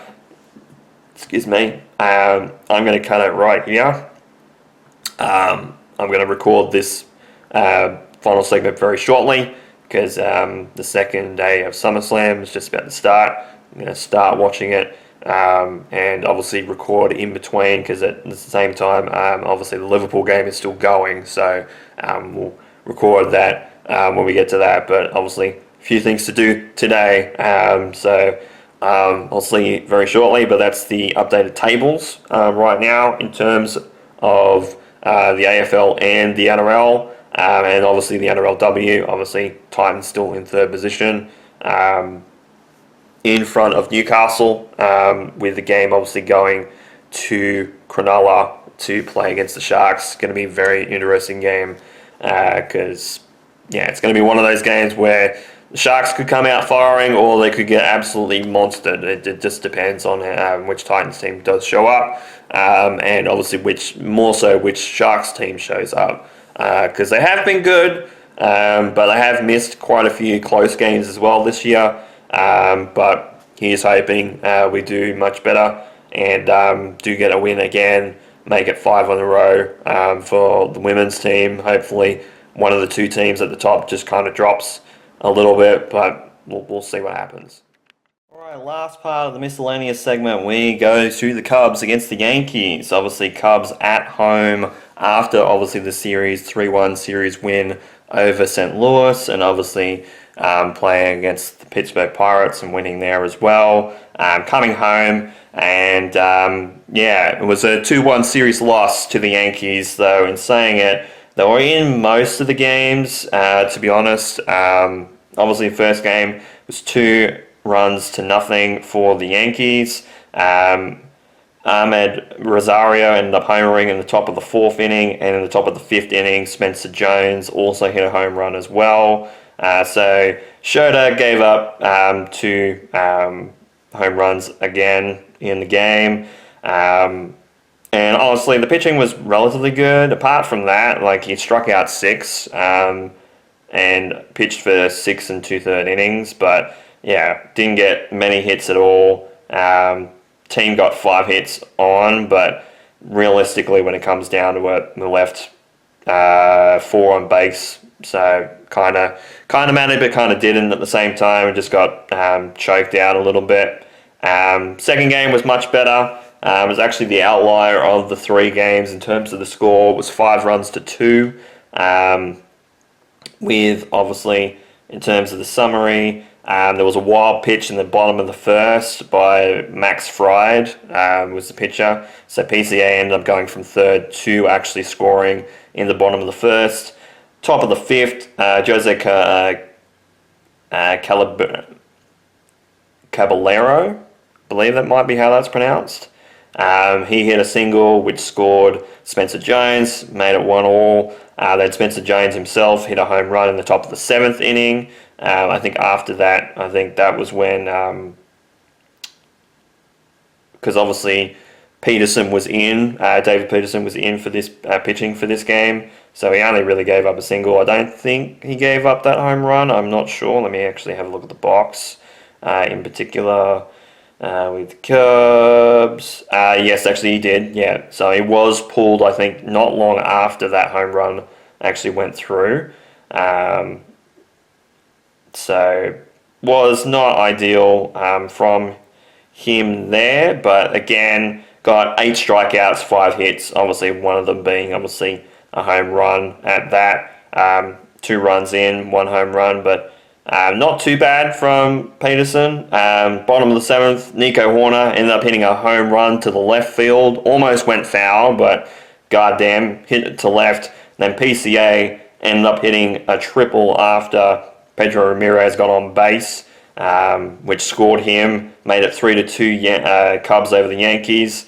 And then Seiya ended up what initially was called a double. He ended up hitting a single and a ground ball, which scored PCA, and Seiya Suzuki got tagged out at second from a tag play, which actually was challenged by the Yankees. Initially, it was called a double, was called a single, and obviously Seiya got out at the same time, though in saying that, PCA did run in and score, which made it 4-2 Cubs. And then the bottom of the 8th, Michael Bush ended up hitting a single, which scored Alex Bregman, moved Carson Kelly to second, made it 5-2. And then we pitched out well. Trent Thornton was not great. Did get a couple of good pitches in, but again, too many hits again from him in terms of pitching. Didn't get any strikeouts. Got 1 hit on him, but yeah, there was quite a few walks in there. Jacob Webb ended up, obviously he finished the inning off.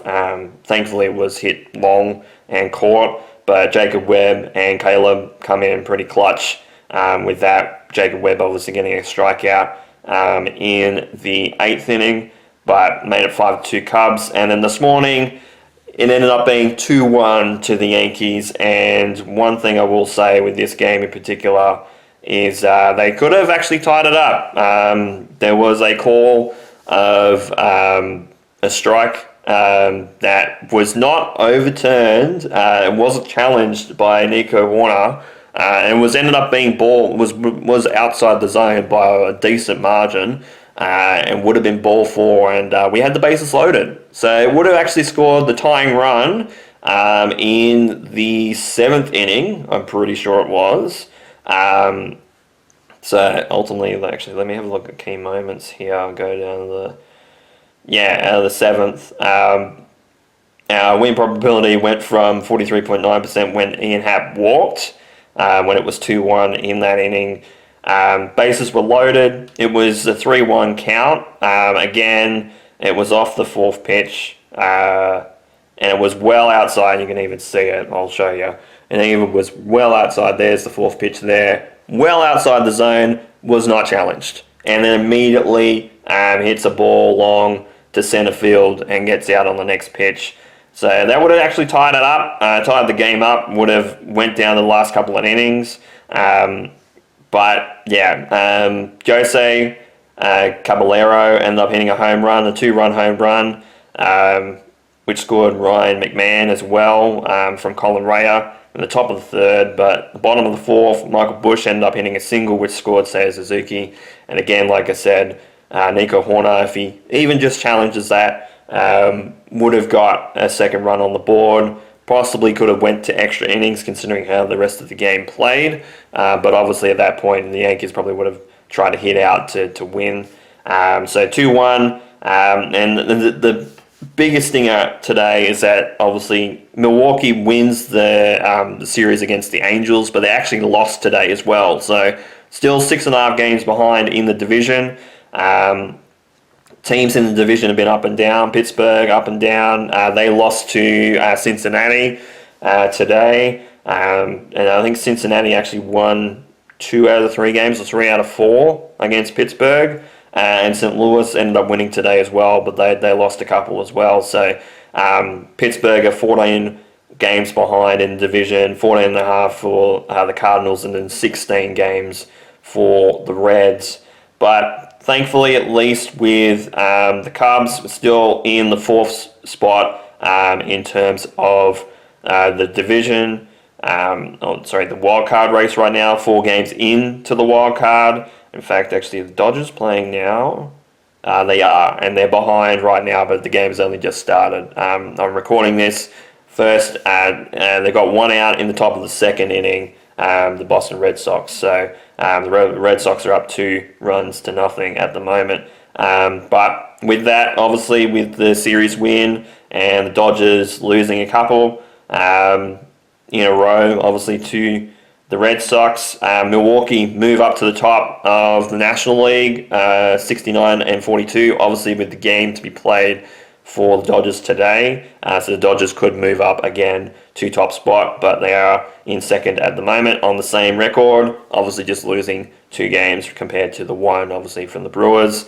Atlanta, 67-45 in 3rd position, 5 wins on the trot for them. Chicago, obviously losing 1 today, but ultimately could have had a 2-game win streak, and ultimately sitting in 4 games into the wildcard spot. Arizona Diamondbacks in 5th, and Philadelphia Phillies in 6th position. And then San Diego Padres, 1 game behind in 7th. Game and a half is Miami Marlins in 8th spot, and the Pittsburgh Pirates 3.5 games out. St. Louis Cardinals 4 games out, Washington 4.5 games out, and Cincinnati 5.5. And then obviously drops down to the Giants being 12 out, the Mets 12.5, and the Colorado Rockies being 14 out, despite the 3-win streak for them there. Tampa Bay in the American League still on top, 65 and 46 on their record, still on top by a decent margin. Then 59-52 is the White Sox with the win today. They're in 2nd position. And the Houston Astros with a 6th win streak and getting over 500 for the first time since, I think, April. Houston Astros with 58-55. They went up against the Rangers and ended up winning today as well. They won the series there, swept them. Then the Yankees, obviously in that wildcard spot in the 4th position, 6.5 games in. Then the Boston Red Sox in 5th position, 3.5 games right now in front. Could possibly be up to 4.5 with a win against, obviously, the Dodgers today. And then Cleveland rounding out that 6 in the American League, with Minnesota Twins being a game behind, Texas Rangers being a game and a half behind, Seattle Mariners being 2 games behind, and the Orioles being 2.5, with Detroit Tigers also being 2.5 games out of that wildcard spot. Toronto, we play them soon, 4.5 games out. Then Kansas City, 11 games out. Athletics, 11.5 out. And the Angels, 13.5 games out of their wildcard spots. But in saying that, obviously, moving over to another home series, and this one is a big one. Dodgers at home at Wrigley Field for the Cubs. 3-game series. Hopefully we can take a game or two here. Ultimately, we kind of be playing a little bit into the Brewers' hands, obviously with that top spot of the National League. But again, 3 games at home. Then the game against Toronto, the catch-up game at Wrigley Field on the Friday.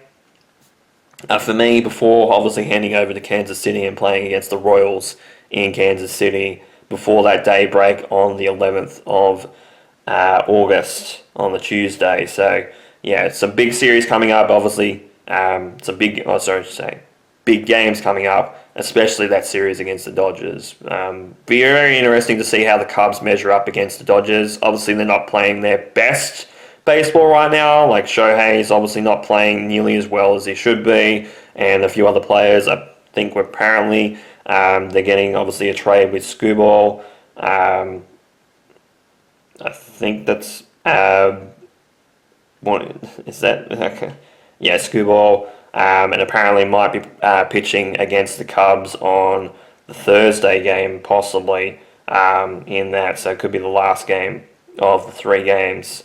So we'll see. But Shota is pitching that game as well. Actually, no, sorry, the wins. So that's the Wednesday game for me. So that's Skubal versus Assad in that game, and then obviously the game tomorrow. It's Matthew Boyd on the mound, but we don't know who's playing for the Dodgers just yet. Could be Yamamoto, I'm not sure.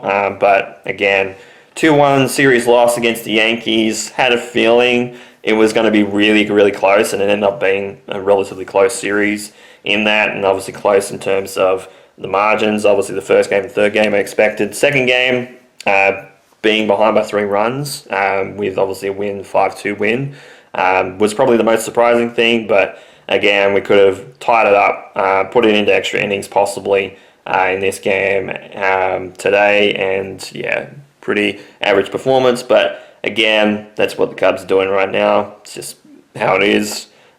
Still behind in the division, but still have a chance to make it. But again, in saying that, with all that said, thank you guys so much for watching this episode of How's My Team. Lots going on in terms of my teams. Hopefully the Titans men's team can get on a roll, as well as the Cubs, and also obviously the Giants as well, starting with the Expansion Cup. Obviously up to a good foot in terms of beating Port Adelaide in Adelaide, but just got to keep winning right now.